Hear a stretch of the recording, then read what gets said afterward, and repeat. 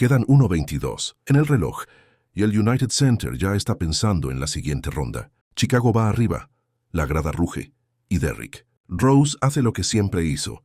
Ataca el aro como si el mundo se acabara en la pintura. Da el primer paso, se eleva y en el aterrizaje la rodilla izquierda cede como si alguien hubiera apagado la luz desde dentro. Rose cae, intenta incorporarse y vuelve a caer. Esta vez no hay duda en su cara. No es un golpe, es una fractura en la historia. En ese segundo, Chicago se queda sin voz, no porque se pierda un partido, sino porque se rompe una promesa. Rose no era solo el mejor jugador de los Bulls, era el porfín de una ciudad que llevaba años mirando hacia atrás. Y la pregunta brutal se instala en el aire como el humo de una sirena. ¿Qué le pasa a una ciudad cuando su propio hijo cae delante de todos? Antes de esa noche, Rose era una idea que parecía imposible de matar. Venía de Englewood, de calles donde se aprende temprano que la velocidad no es un lujo, es supervivencia. En la cancha esa velocidad se volvió arte, cortes imposibles, cambios de dirección que dejaban a los defensores mirando su sombra. Un salto que parecía negar la física. En Simeón, su nombre ya se pronunciaba como destino. En Memphis, Chicago lo miraba como se mira una luz al fondo del túnel, con ansiedad y con fe. El draft de 2008 fue un pacto emocional. Chicago lo eligió primero y con eso, eligió volver a creerse. Rose llegaba con voz baja, sin pose de superestrella, pero con una manera de jugar que sonaba a hogar. En un equipo que vivía bajo la sombra de otra época, él no intentó imitar el pasado. Lo empujó hacia un futuro que por fin tenía cara. La ciudad se enamoró porque Rose jugaba con urgencia y con inocencia al mismo tiempo. En su tercer año, esa urgencia se volvió coronación. Con 22 años, fue nombrado el MVP más joven en la historia de la liga. Chicago no celebró un trofeo individual. Celebró una señal. Si un chico de su propia ciudad podía cargar la franquicia en los hombros, quizá el resto también podía volver a levantar la cabeza. Pero el primer golpe grande llegó justo cuando el sueño se sentía sólido. En 2011, Chicago llegó a la final del Este y se topó con Miami, un rival que no solo defendía, desarmaba. Rose, rodeado de ayudas y brazos, empezó a entender que la liga no perdona la ingenuidad, ni siquiera la más brillante. Los Bulls cayeron, y en esa caída nació una promesa silenciosa. Volverían. Ese volver se convirtió en una deuda que Rose cargó como si fuera personal. Esa deuda tenía un precio oculto. El juego de Rose no era elegante y seguro. Era violento y bello. Cada penetración era una apuesta contra la gravedad. Cada caída un recordatorio de que el cuerpo no perdona. Aún así, él seguía atacando. No por imprudencia, sino por identidad. En su mundo frenar era conceder. Chicago además encontró un credo nuevo. Defensa, disciplina, desgaste. El equipo se convirtió en una máquina de esfuerzo continuo. Y Rose era el motor que debía encenderla todas las noches. Cuando el ataque se trababa, la pelota volvía a sus manos como vuelve una responsabilidad, al que nunca sabe decir que no. Ahí nació el conflicto que lo perseguiría. Rose contra la necesidad de la ciudad, porque Chicago lo amaba tanto que lo necesitaba entero. Y lo necesitaba ya. La temporada 2011-12 llegó con piernas cansadas y con un calendario comprimido. Rose ya arrastraba molestias, pero el ambiente seguía oliendo a revancha.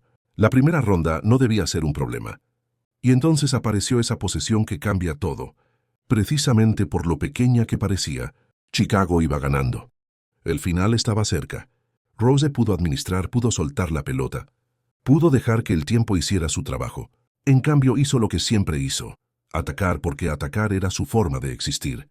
Cuando cayó, el silencio fue más aterrador que cualquier grito.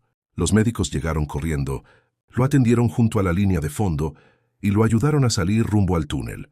En la arena no se escuchó un lamento. Se escuchó un rumor, un miedo compartido. En la conferencia, alguien preguntó lo inevitable. ¿Por qué seguía en la cancha con el partido encaminado? Thibodeau respondió como responden los que viven en modo guerra. La ventaja se estaba moviendo. El juego no estaba cerrado. Esa explicación no calmó a nadie, porque la pregunta ya había cambiado de forma.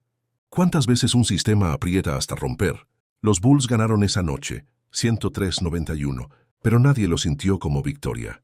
El diagnóstico llegó como sentencia. Ligamento cruzado anterior roto.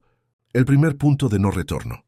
Y la tragedia se completó cuando Chicago, sin su estrella, quedó fuera en la misma serie. Una eliminación que sonó a maldición, como si la ciudad hubiera pagado por atreverse a soñar otra vez. La rehabilitación convirtió a Rose en alguien que debía vencer a un enemigo sin rostro, el tiempo.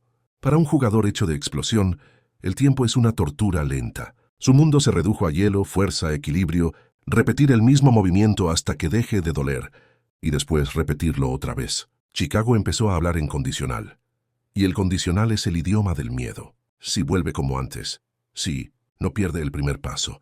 Si la rodilla aguanta.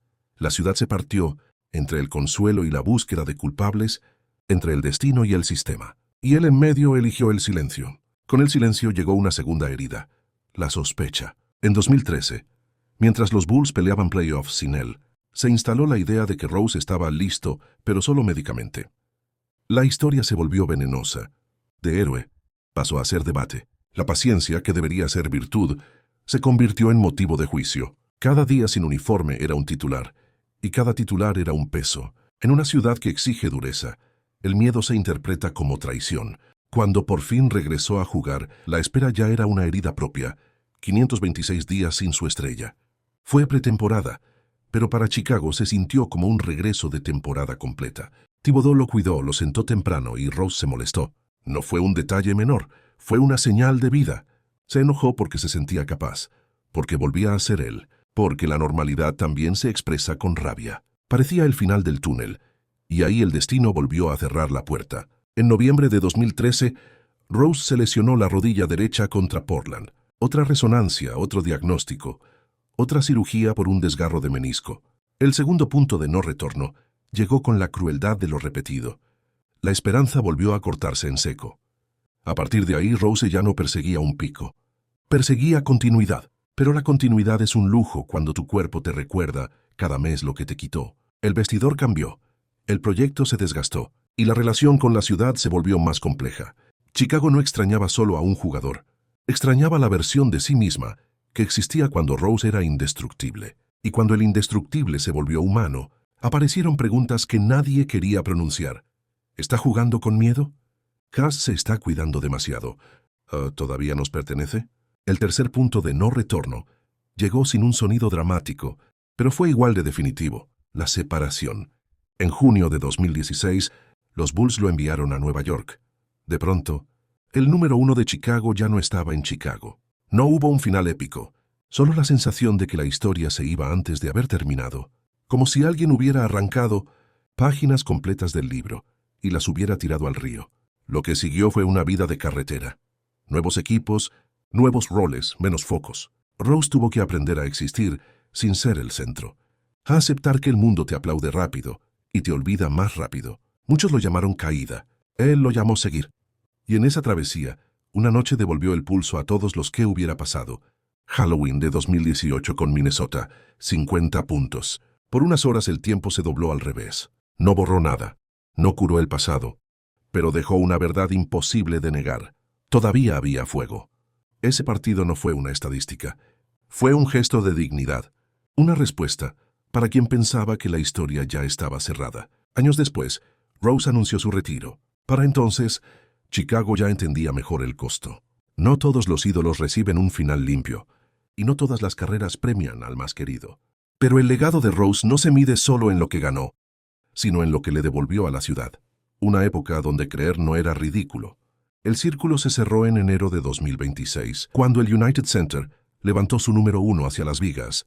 La noche fue roja, literal, pétalos cayendo desde arriba, familia sentada en primera fila, antiguos compañeros alrededor, una ciudad entera dejando de pedirle al destino que se disculpe. No se celebró un campeonato, se celebró una relación imperfecta, dolorosa y real entre una ciudad y su hijo más brillante. Chicago aplaudió con lágrimas, no por lo que fue perfecto, sino por lo que fue verdadero. El relámpago que, aunque breve, iluminó lo suficiente como para que nadie olvide cómo se siente tener futuro. Porque al final, aquel 1-22 no solo partió una rodilla, partió una narrativa.